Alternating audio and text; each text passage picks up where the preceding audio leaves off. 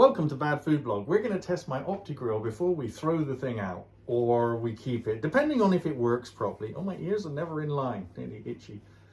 And before we do that, oh no, my God, it's a T-Rex with a giant key sword. Why are you attacking me?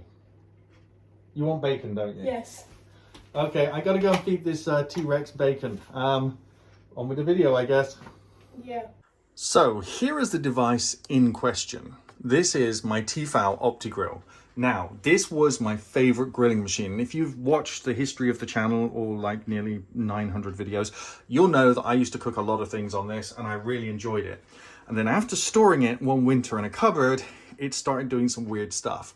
So today we're going to see if it's redeemable, if I can recover it, and we're going to try and cook some bacon on it. First thing to do is to tell you what I've done.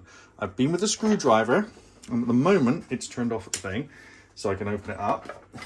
The plates are removable, which is a really cool feature, right? They have these little clips. This can go in the dishwasher. I don't do that because it's Teflon. I wash it in the sink. I have been round and tightened all the screws, and a lot of the screws were very loose. Anything that firmly expands and contracts over time will eventually get into a state where the screws unwind themselves. This is to do because they get bigger, then they get smaller, then they get bigger, then they get smaller. I did all the screws here as well. This is the heating element. I would never advise taking these plates off when it's on or when it's hot. You've got to wait for it to cool down to do either. But let's get on with trying to use it. Now, what it typically tends to do is go doo-doo, and then go boop, boop, boop, boop, and then it's done. And it won't cook anymore. It won't heat up, and the food you're cooking gets kind of ruined. But yeah, which is why we're going to be doing this with bacon, just to ensure that everything goes well. So let's turn it on. Let's put it on bacon and click OK. Now it's going to go for its heat up regime. Let me turn this spotlight off so you can better see the lighting on the panel here. It's kind of a purple color at the moment, but on the camera it's coming up as white.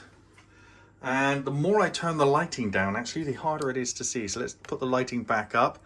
Now, you can't really see that it's purple, but to my eyes, it's just purple. But because I think there's a lot of infrared or ultraviolet coming out of that LED, it just looks white to you.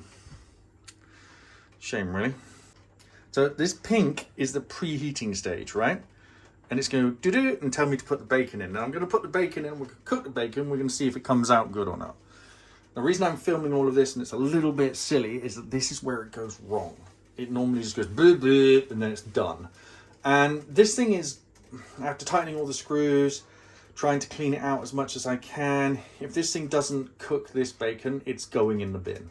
I'm fed up with it, I'm bored of it, and I don't particularly much like it. So this is dry cured Morrison's The Best Bacon, apparently. Here it is, the best bacon by Morrison's, dry cured. I prefer dry cured because it doesn't come with all the water that the other bacon does. What we're going to do is slap all of those on there and feed that T-Rex, before it hunts me down and kills me, some bacon sandwiches. That's the idea anyway. What actually happens after I feed the T-Rex bacon, I may just make it hungry for more meat, and then I'll end up dying because I'm a giant panda in this episode. Okay, now we're at the start of cooking phase. We have a white light. So now I open it and it's time to put the bacon on. Now, obviously with this kind of thing, now this bacon is incredibly thin, so I'm going to be putting on sort of 2 slices at once.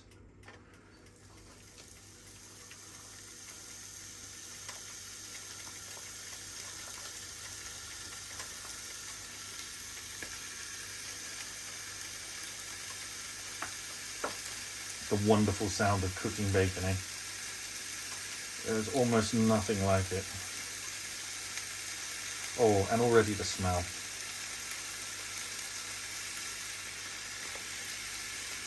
Yeah, and then just lay that bit there like that.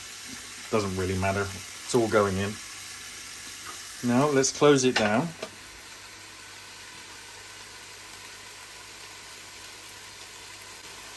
Now, can you see what it's done?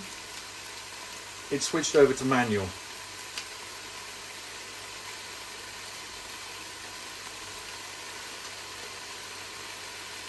So it's no longer on bacon.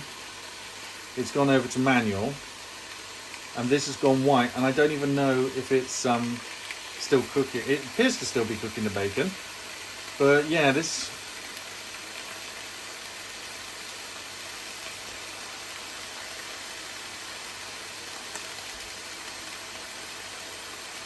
And it's doing a good job of cooking the bacon, but I think this thing's days are numbered, basically. It doesn't appear to be able to use its heat sensing cooking capabilities anymore.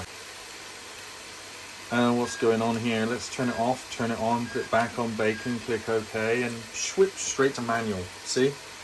I don't mind it having just a manual option, it's just it's not what I wanted this thing for. Looks like you're going in the bin. Unless I can find a way of fixing it. I've tried tightening all the screws. Must be one of the thermal temperature sensors or something which is gone, but I think this thing's going in the bin. Yeah, it's a shame, really. But George Foreman I replaced it with, which is one of the most popular videos on my YouTube channel, has like, that thing died. It just kept getting grease inside it. And it used to smell really bad, and it was such a pain to clean. At least with this one, you can take off those plates and clean it. I don't even need this to do all this Optigrill stuff and do the temperature sensing. I'm quite capable of like, oh yeah, it's nearly cooked, opening the thing up and having a look. I mean, that's fine for me. Almost that bacon is, oh my god, it smells so nice. That bacon is getting there, right? And this manual thing is working, so. How are we doing with the bacon? Oh, I think we're almost there. Food's ready, T-Rex. So just taking everything off the grill now. Oh, there we go. Yes, the manual's working. As you can see, that's cooked the bacon, put lovely lines on it. Give me it. Yeah, the T-Rex is back, wants the bacon. Right, let's turn that off. Well, it works on manual, that's about all I can say. The T-Rex is here and wants to make a bacon sandwich. No, do not eat the bacon directly. We're going to make a bacon sandwich. Okay?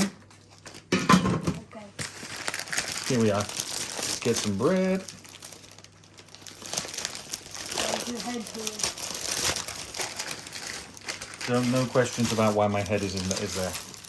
I'm gonna eat it. No, I can detach my head. You have to show the camera what your head looks like. Stay away from that. Give me the... there we go.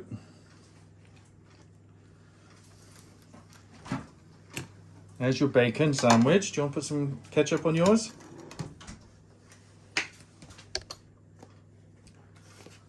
Yeah, try not to hit the camera with your fork. Yes, I don't even need this. No, you don't. It's a bacon sandwich. There you go. You go in and eat your bacon sandwich, and I'll do mine as well.